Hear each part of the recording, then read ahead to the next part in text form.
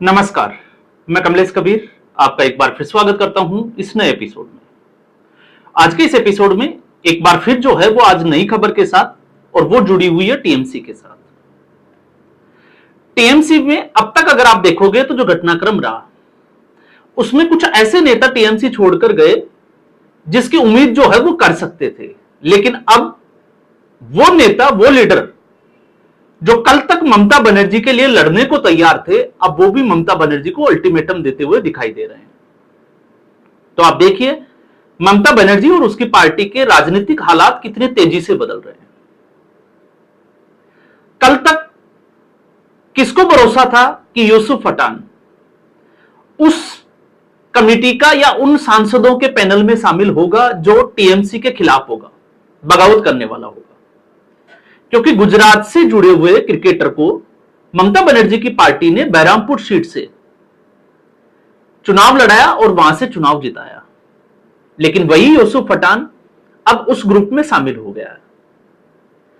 तो ऐसे में आज एक और झटका लगा है। राज्यसभा का तीसरा सांसद टीएमसी से इस्तीफा देकर बाहर हो गया। इससे पहले आपको पता ही होगा सुखेंदु राय, इसके अलावा जो है वो एक जो आसाम की राजनीतिक पृष्ठभूमि से आती है सुष्मिता देव, और अब प्रकाश चाड़वकर। अब ऐसी स्थिति में उम्मीद यह लगाई जा रही है कि राज्यसभा में टीएमसी के लगभग 4 सांसद जो है वो बचेंगे, बाकी सारे के सारे टीएमसी की पार्टी से इस्तीफा दे देंगे। लोकसभा में आंकड़ा 28 लोकसभा सांसद है, जिसमें से 22 के आसपास जो है वो इस गुट में शामिल हो चुके हैं। हालांकि शत्रुघ्न सिन्हा, उनका अभी थोड़ी देर पहले एक स्टेटमेंट आया था कि ये सारी अफवाहें हैं, वो उस गुट में शामिल नहीं हो रहे हैं। लेकिन कब तक? क्योंकि अंदाजा आप इससे भी लगा सकते हैं कि प्रधानमंत्री नरेंद्र मोदी के प्रधानमंत्री कार्यकाल के 12 साल पूरे होने पर उनका जो बधाई का ट्वीट है, अगर आप उसको देखोगे तो आपको वो महक जरूर नजर आएगी, जिसमें आपको समझ आएगा कि शायद शत्रुघ्न सिन्हा भी बहुत जल्द जो है वो उसी तरफ जाने वाले हैं। लेकिन उससे भी बड़ा झटका लगा है कल्याण बनर्जी। कल तक कल्याण बनर्जी के सर के ऊपर चोट लगी थी और उस दिन वो जोर जोर से चिल्ला रहे थे। लेकिन अचानक क्या हुआ कि कल्याण बनर्जी ने कीर्ति आजाद को फोन करके ये बोल दिया कि ममता बनर्जी को बोल दे कि या तो टीएमसी में अभिषेक बनर्जी रहेगा या कल्याण बनर्जी रहेगा।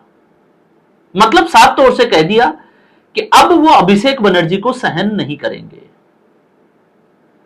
तो कल्याण बनर्जी को इससे पहले लोकसभा में महुआ मोइत्रा के साथ जो मामला हुआ था, उसके बाद में टीएमसी के नेता के पद से हटा दिया गया था।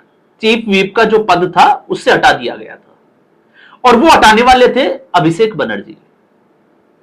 तो अभिषेक बनर्जी, जिनको आज सीआईडी की तरफ से तीसरा सम्मन जारी किया गया और हाईकोर्ट से एक बड़ा झटका लगा है, फर्जी हस्ताक्षर मामले में सीआईडी के सामने पेश होना ही होगा। तो अभिषेक बनर्जी के चक्की पीसने का टाइम आ गया है। अब वो 1 या 2 दिन, 4 दिन, 5 दिन या 10 दिन, देखते हैं कि कितना समय लगता है। लेकिन सवाल ये उठता है कि इस बार कल्याण बनर्जी के साथ अभिषेक बनर्जी का क्या हुआ। तो अभिषेक बनर्जी की इसी सुनवाई को लेकर, जिसकी अभी हम बात कर रहे हैं, इसको लेकर अभिषेक बनर्जी ने अपना वकील जो है वो चेंज कर लिया और रात को 12 बजे इन्फॉर्म किया गया कल्याण बनर्जी को कि अब उनको जो है वो इससे हटा दिया गया है और नया वकील कर लिया गया है। और इसी को लेकर कल्याण बनर्जी का ये स्टेटमेंट आया है। तो कल्याण बनर्जी, उनकी छवि कोई बहुत अच्छी है। कल को अगर वो उस बागी गुट में शामिल भी हो जाते हैं, हो सकता है कि वो भारतीय जनता पार्टी में विलय भी कर जाएं। ये सांसदों का गुट, वो हो सकता है बाहर रहकर एनडीए का समर्थन करे, लेकिन इससे कल्याण बनर्जी की छवि अच्छी हो जाएगी, हम इसकी चर्चा जो है वो बिल्कुल नहीं कर रहे। क्योंकि कल्याण बनर्जी की छवि ठीक वैसी रहेगी जैसे देश के सामने थी, गाली गलौज करने वाले नेता के रूप में, एक लड़ाई करने वाले। और मोरालिटी की अगर आप बात करें तो भले ही जो है वो आज इनको नैतिक शिक्षा ये की याद आ जाए, क्योंकि इसी नैतिक शिक्षा में अकेले कल्याण बनर्जी नहीं है। सायोनी घोष क्या क्या हरकतें नहीं की थी, शिवलिंग के ऊपर क्या उन्होंने जो है वो एक फोटो कैप्शन में क्या चढ़ाया था, पूरे देश ने देखा, और एक तरीके से टीएमसी को गर्त में डाल दिया। लेकिन आज वो नैतिकता की बात करती हुई दिखाई देती है। तो आप समझ सकते हैं कि राजनीति में नैतिकता का जो मूल्यांकन करना है वो बेवकूफी है। भले ही वो किसी भी पार्टी की तरफ जो है वो मूव करके जाए, मैं उसकी जो है वो कभी वो नहीं करता, क्योंकि यहां पर ऐसे बहुत सारे जो है वो राजनीतिक कलाकार, आप कह सकते हो नेता नगरी के नेता, बहुत सारे ऐसे हैं जिनके ऊपर बड़े बड़े आरोप होते हैं, और जब वो पाला बदल लेते हैं तो पार्टियों का रुख उनके प्रति जो है वो नरम हो जाता है। तो इस वक्त भारतीय जनता पार्टी की जरूरत है, भारतीय जनता पार्टी की जरूरत यह है कि भारतीय जनता पार्टी को अपने आप को मजबूत करना है, 2/3 मेजोरिटी के आसपास पार्टी को और गठबंधन को लेकर जाना है। तो ऐसे में जरूरी है कि टीएमसी टूटे, और टीएमसी टूटेगी तो आने वाले 10 से 15 सालों तक बीजेपी का कोई कॉम्पिटिटर जो है वो पश्चिम बंगाल में दिखाई नहीं देता है। यह तो साफ तौर से जो है वो अभी से दिखाई देना शुरू हो गया है। लेकिन सवाल यहां पर यह भी उठता है कि क्या एक हार की वजह से 3 बार जो पार्टी लगातार सत्ता में रही हो, ऐसे मंत्री जिन्होंने सत्ता की जो है वो मलाई खाई हो, एक हार की वजह से टूटकर जो है वो इस तरीके से बिखर जाएंगे? यह एक जो है वो सोचने वाली बात है। और यह इसलिए है क्योंकि ये सब लोग सिंडिकेट चला रहे थे, पार्टी से इनका कोई लेना देना नहीं था। और सिंडिकेट किस तरीके से चलता था, अगर आप किसी पश्चिम बंगाल के किसी व्यक्ति से पूछोगे तो वो बताएगा कि सिंडिकेट का मतलब क्या था। अगर किसी को प्लॉट बेचना है या खरीदना है तो बिना सिंडिकेट के सदस्यों के रिश्वत दिए हुए, उनकी मर्जी के बिना आप ये काम नहीं कर सकते। तो आप समझ सकते हैं कि मामला कितना गंभीर था। और अभिषेक बनर्जी के ऊपर सारे एक के बाद एक नेता टीएमसी का जो है वो यही आरोप लगा रहा है कि अभिषेक बनर्जी सिर्फ और सिर्फ पैसा पैसा और पैसे के लिए काम करते थे, उनको पार्टी से कोई मतलब नहीं था। तो पहला जो नेता था टीएमसी की तरफ से रिजू दत्ता, जिसने अभिषेक बनर्जी और खुले तौर पर आईपैक के ऊपर आरोप लगाए थे कि आईपैक जो है वो उस सिंडिकेट को रन करने लगा था। इतना तक जो है वो उतर गया था आईपीएक कि किसी व्यक्ति को अगर टिकट देना है तो उससे कितना पैसा लेना है टिकट के बदले। तो आज जो खबरें चल रही है, आज जो है वो लगभग पूरे दिन टीएमसी की खबरों से ही जो है वो मीडिया भरा हुआ होता है। उसकी एक ही वजह है कि इस पार्टी ने 15 साल में राजनीतिक तौर पर कोई काम नहीं किया, इसने सिंडिकेट की तरह जो है वो काम किया, जनता का शोषण किया, जनता को डराया धमकाया। और यही एक वजह थी कि भारतीय जनता पार्टी ने इस डर को दूर करने के लिए अमित शाह ने जिस तरीके से मोर्चा संभाला, क्योंकि अब जो है ये राजनीतिक गुत्थी सुलझती हुई दिखाई दे रही है कि आखिर 2022 और आज की 2021 और अगर आज 2026 में बात करें तो पश्चिम बंगाल में क्या बदला।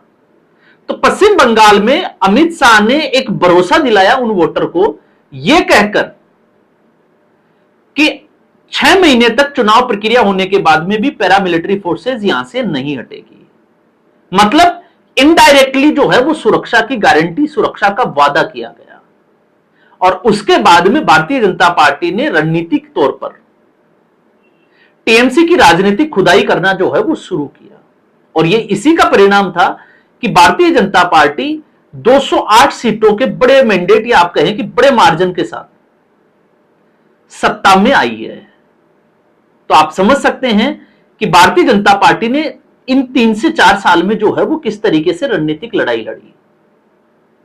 कई लोग जो है वो सवाल उठाते हैं राष्ट्रपति शासन को लेकर, लेकिन आप सोचकर देखिए कि राष्ट्रपति शासन, हम भी बात करते थे कि अब जो है वो केंद्र सरकार की हद हो गई, पश्चिम बंगाल में राष्ट्रपति शासन लगना चाहिए।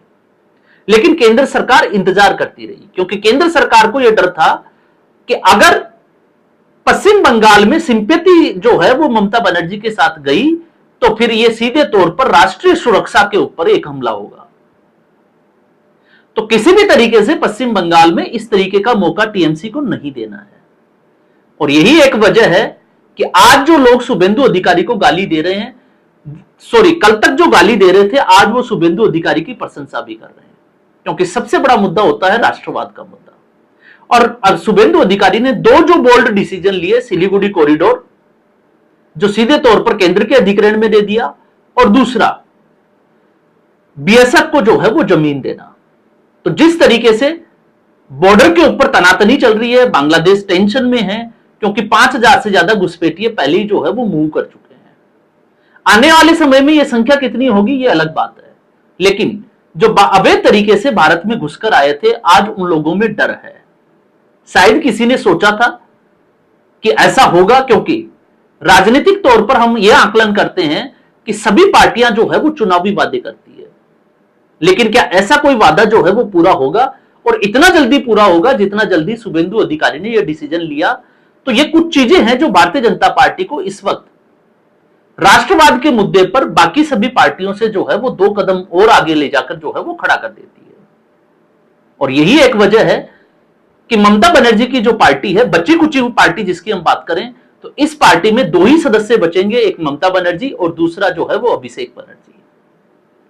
आज की अगर हम बात करें तो चाहे सागरिका घोष और महुआ मोइत्रा चिल्ला चिल्लाकर यह कहती हो कि वो ममता बनर्जी के साथ खड़ी है, लेकिन आने वाले समय में वो भी बगावत करेगी। और बगावत क्यों करेगी? उनको भी पता है कि सिंडिकेट जो है वो बिखर रहा है, और ऐसी स्थिति में कहीं वो नहीं फंस जाए, क्योंकि बहुत सारे नेता, आप देखिए 5-5 मेयर तक जो है वो इस्तीफा दे चुके हैं, और बहुत सारे नेता को पुलिस पकड़ पकड़ के जेल में डाल रही है। एक्सटॉर्शन का मामला उनके ऊपर जो है वो लगा हुआ है। कटमनी के जो पैसे थे जो लिए थे वो वापस दे रहे हैं, बुला बुला कर दे रहे हैं कि कहीं जो है वो फंस नहीं जाए। तो इसी स्थिति को देखते हुए मेरा यह आकलन है कि ज्यादा दिनों तक जो है वो महुआ मोइत्रा और सागरिका घोष ये भी टीएमसी में टिकने वाली नहीं है। तो आज के एपिसोड में बस इतना ही। उम्मीद करूंगा वीडियो एपिसोड आपको पसंद आया होगा। वीडियो को लाइक करें, शेयर करें, चैनल जरूर सब्सक्राइब करें। धन्यवाद।